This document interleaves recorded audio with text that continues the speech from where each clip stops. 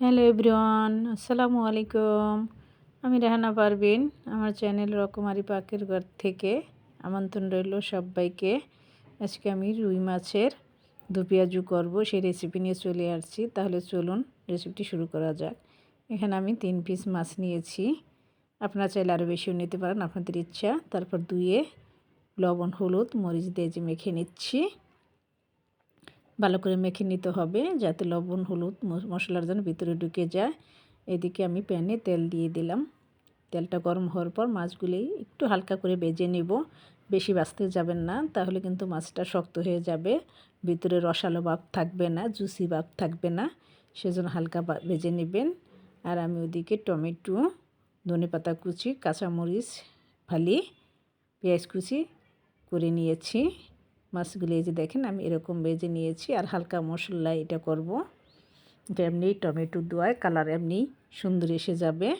তারপর তুলে নিলাম। ওই একই প্যানে আমি পেঁয়াজ কুচি দিয়ে দিচ্ছি। তেল লাগলে আরেকটু দিয়ে নেবেন আপনাদের প্রয়োজন মতো, যে যেমন তেল খান। দিয়ে পেঁয়াজটা একটু নেড়ে চেড়ে নরম করে নেব, একদম বেরেস্তার মতো করতে যাব না। দিয়ে দিচ্ছি পরিমাণ মতো লবণ দিয়ে আবার আমি একটু নেড়ে নিচ্ছি। এখানে আমি আদা চা চামচ আদা ও রসুন বাটা দিব। আপনারা যারা আদা রসুন বাটা না খান দিয়েন না। এই যে আমি আদা রসুন বাটা দিয়ে দিলাম, তবে আদা রসুন বাটা দিলে খেতে বেশি মজার হয়। দিয়ে আমি আদা রসুন বাটাটা দিয়ে একটু নেড়ে দিয়ে দিচ্ছি 1 চা চামচ হলুদ, 1 চা চামচ মরিচ গুঁড়া দিয়ে সামান্য আবার একটু নেড়ে নিলাম। খেয়াল রাখবেন যাতে মশলাটা পুড়ে না যায়। তারপর আধা কাপের মতো পানি দিয়ে মশলাটা যে একটু কষিয়ে নিচ্ছি। তারপর টমেটোগুলি দিয়ে দিলাম। যেহেতু এটা দু পেঁয়াজু হবে, এটা পানি হবে না, সামান্য একটু পানি দিব। টমেটোগুলি দিয়ে ভালো করে এই যে নেড়ে নিচ্ছি। টমেটোগুলি কিন্তু এখন খুবই নরম থাকে, তাড়াতাড়ি সিদ্ধ হয়ে যায়। সাথে আমি কাঁচামরিচও দিয়ে দিলাম, কারণ যেহেতু ঝোল হবে না, কাঁচামরিচ পরে সিদ্ধ হয়ে সারতে পারবে না, সেই জন্য আমি এখনই দিয়ে দিচ্ছি। দিয়ে যে ভালো করে নেড়ে নিচ্ছি। আশা করি আপনাদের ভালো লাগবে। ভালো লাগলে সম্পূর্ণ ভিডিওটি দেখার অনুরোধ রইল। ফেসবুক থেকে যদি আমার রেসিপিটি দেখে থাকেন, আমার পেজটি লাইক কমেন্ট ফলো করে পাশে থাকবেন। আর যদি ফলো করা থাকে তাহলে অসংখ্য ধন্যবাদ। আর ফলো করা না থাকলে প্লিজ আমার পেজটি ফলো করে পাশেই থাকবেন, আমাকে এগিয়ে নিয়ে যেতে সাহায্য করবেন।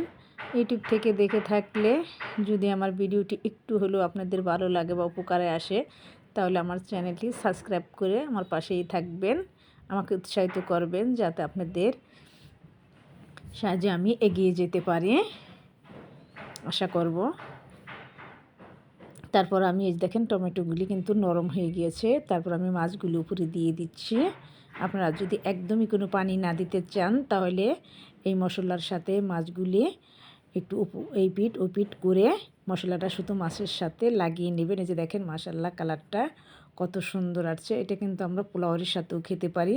পোলাওয়ের সাথেও খেতে খুবই মজার হয়। পোলাওয়ের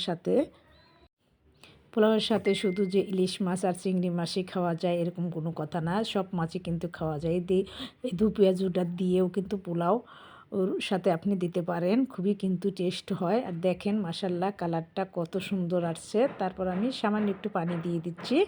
এটা ভালো করে বলক তুললেই এটা হয়ে যাবে। নামানোর আগে ধনেপাতা, আদা চা চামচ জিরা গুঁড়া দিয়ে আপনি নামিয়ে নেবেন। মাশাআল্লাহ দেখেন কালারটা জাস্ট ওয়াও। এরকম কালার হইলে যাদের মাছ যারা পছন্দ করেন না, তারাও কিন্তু নিমেষে খেয়ে নেবে আর চেটেপুটেই খেয়ে নেবে, কেউ কিছু বলবে না। দেখেন আপনারাও খাবেন ভিডিওটি দেখে।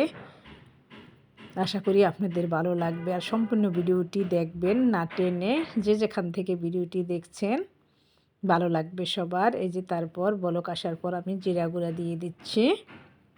জিরা গুঁড়ো দিয়ে আমি মাছটাকে আবার উল্টিয়ে পাল্টিয়ে দিলাম, যাতে মাছের সাথে জিরা গুঁড়াটা লেগে যায় বা গ্রানটা সব দিকে জলের সাথে চলে যায়। এই যে দেখেন মাশাআল্লাহ। তারপর ধনেপাতা কুচি দিয়ে দিব, দিয়ে ভালো করে বলক তুলে আসলে নামিয়ে নিব। দেখেন জলটা কিন্তু পরে আরেকটু কমে যাবে। এটা করে খাবেন এই শীতেই, আশা করি আপনাদের ভালো লাগবে। আর যে যেখান থেকে আমার ভিডিওটি দেখছেন সবাই ভালো থাকেন, সুস্থ থাকেন, সবার জন্য অনেক অনেক দোয়া ও ভালোবাসা রইল। আমার জন্য দোয়া করবেন, আমি যেন আপনাদের দোয়ায় ও আল্লাহর ইচ্ছায় এগিয়ে যেতে পারি। আপনারা যদি আমাকে সাপোর্ট করেন, ইনশাল্লাহ এগিয়ে যাব। যদি আমার ভিডিও ভালো লাগে আমার চ্যানেলটি সাবস্ক্রাইব করে আশা করি আমার পাশেই থাকবেন। এই যে দেখেন হয়ে গিয়েছে। এটা যখন ঠান্ডা হবে তখন কিন্তু আরও তেল চলে আসবে উপরে। আর খেতে কিন্তু দুর্দান্ত একটি রেসিপি, কম খরচে আর অল্প সময়ে কিন্তু রেসিপিটি আপনি করে নিতে পারবেন আশা করি। ওই যে আমি চুলাটা এবার অফ করে দিয়েছি। তারপরে যে আমি বাটিতে তুলে নিয়েছি। দেখেন মাশাল্লাহ কালারটা অসাধারণ। তাহলে সবাই ভালো থাকেন, সুস্থ থাকেন। আবার দেখা হবে নতুন কোনো রেসিপি নিয়ে। আমার চ্যানেলের সাথেই থাকেন। আল্লাহ হাফেজ।